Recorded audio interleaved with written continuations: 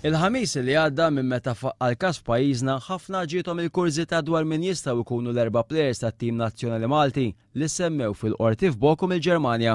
Fost sensiela ta' akkużi hemm li żewġ persuni Kroati, Ante Sapina u Mario Zvartak, avviċinaw u allegatament ċaħmu 4 plejers mit-tim nazzjonali Malti wara li ltaqgħu magħhom fil-lukanda illi kienu qegħdin joqogħdu fiha il-plejers Maltin fin-Norveġja.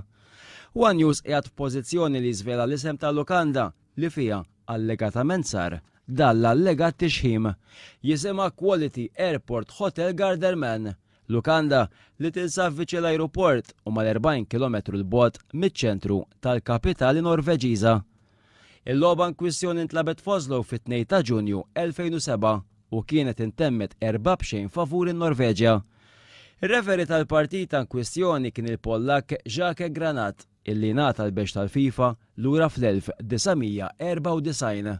Dan ikkontrollaw kollu bit ta' prestiġu fl-Ewropa fosthom anke mill-UEFA Champions League.